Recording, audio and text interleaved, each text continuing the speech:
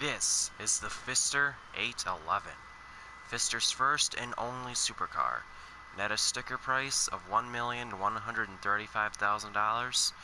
This is cheaper than most of the new supercars that have been produced lately. And it's a lot cheaper than the car it was made to challenge, the Grotti X80 Proto, a car that was and still is the most expensive production car ever, costing $2.7 million. But today, we aren't here to talk about the X80 Proto. We're talking about the 811. One statistic Pfister claimed about the 811 is that it has the highest top speed ever for a production car. This was later proven with a top speed of 132.5 miles per hour. It is still number one to this day. It sold pretty well for Pfister too at the time, but over the past year, it didn't age too well. A lot of supercars have been produced, and I mean a lot, and the 811 has been left in the dust. But is it still good? Is it underrated? I won't know until I check it out, and that's exactly what I'm going to be doing. I will explore it inside and out, figure out some of its quirks and features, then I'll take it out on the road to figure out how good its driving experience is. Then I'll take it to the airport to test its performance. At the end of it all, I'll be giving it a Doug score. As you look around the car, you'll notice just how sleek it is. It's got a very sharp design, and I like it. I like the front end, I really do. When I look at it, I don't know, I just feel like something's missing. I think Pfister should have at least put their badge on the front end. Maybe that's something. But the back end really sticks out for me. I really like the back end, and I like the way the engine looks, and how the exhausts are on the back. I think that's really cool. But one thing that a lot of people don't like, and I don't really disagree with them, is just this wing. It just doesn't blend well with the car at all. It just looks super weird, and I wish they could have gone without it. But if you look, it almost, you can just see how, if you look at the door, how it somehow just forms into the wing. It's really weird.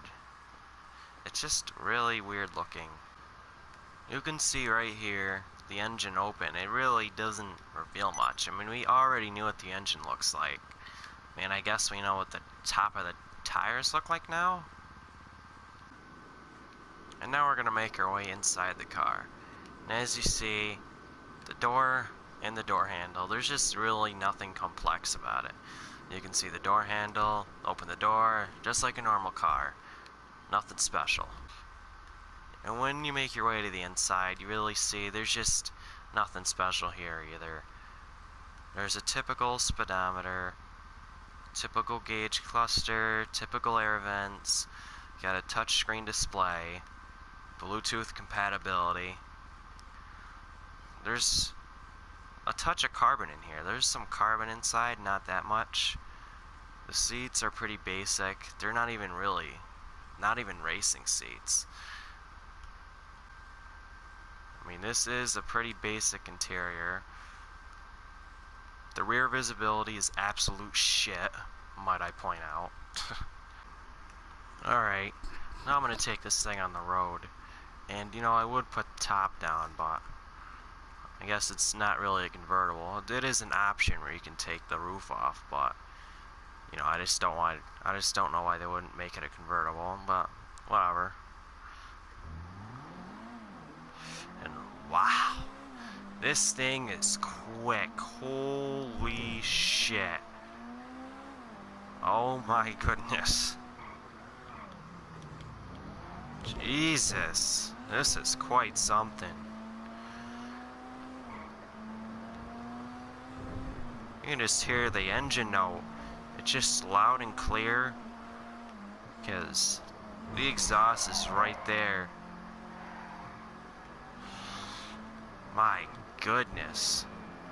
I don't think I'll be able to unleash the beast in this thing out here in the roads. Shit, I'm gonna have the cops on me if I keep it up at this rate. Just, my lord. I just love the exhaust note on this thing. and I just can't wait any longer. I just gotta take this thing to the airport to test it. Alright, let's see how fast this thing goes.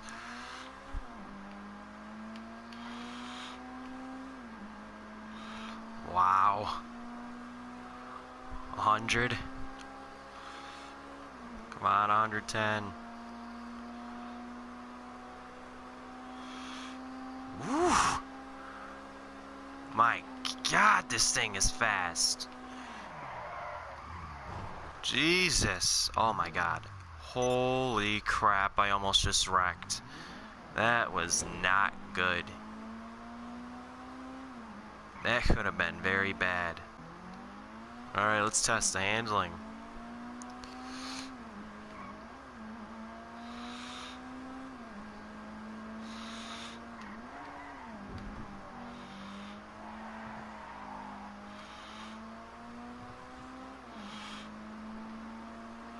And yeah, the handling's pretty good. It's not the best I've ever felt in a supercar.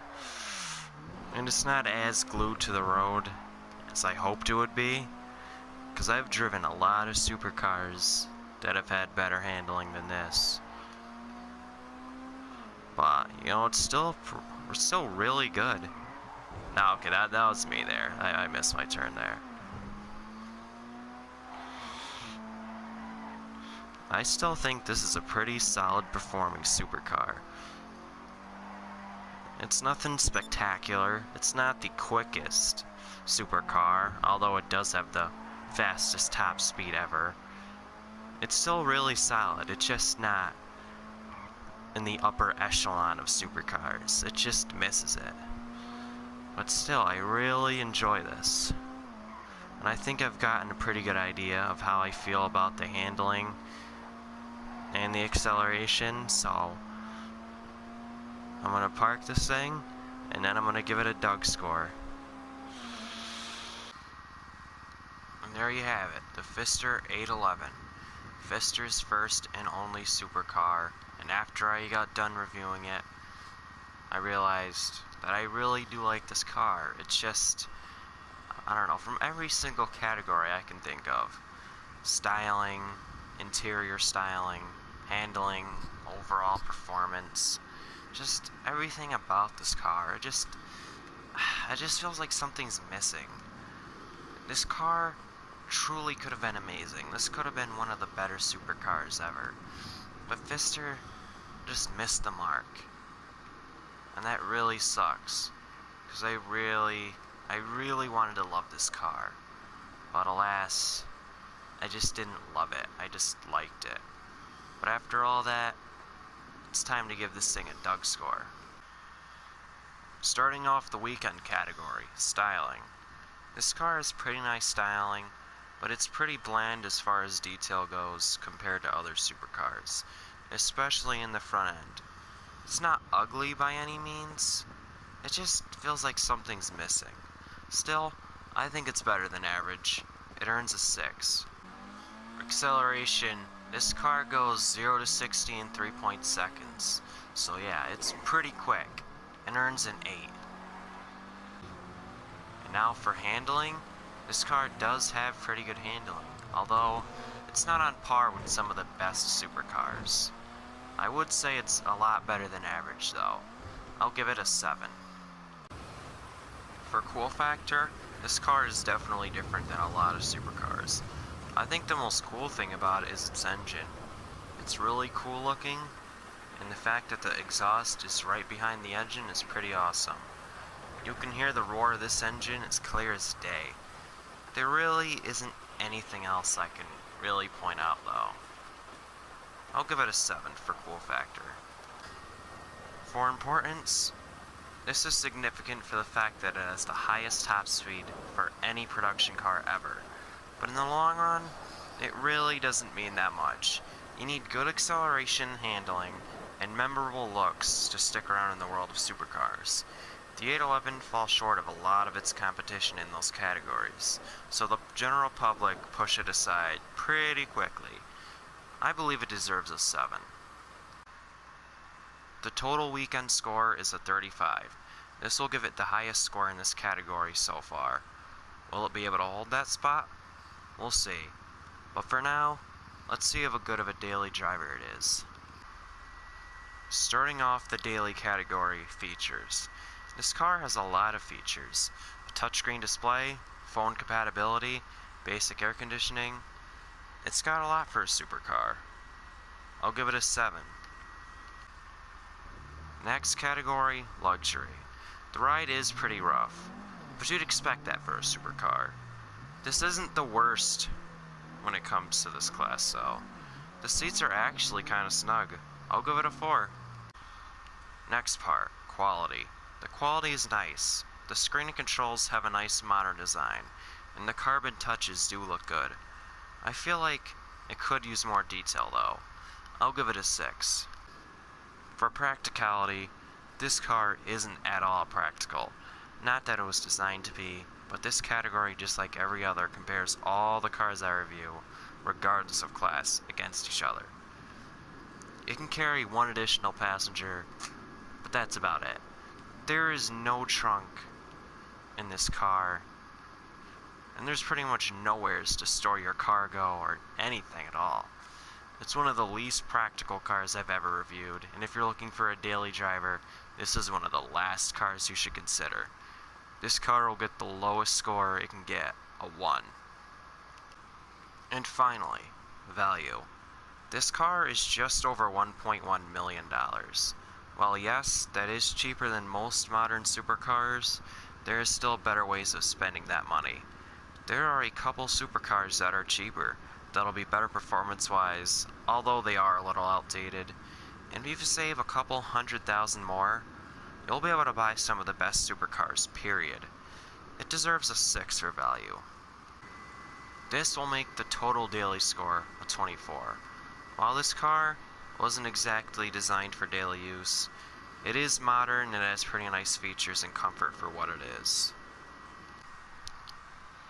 And after all that, the total Doug score is a 58, which will make this the new Doug score champion.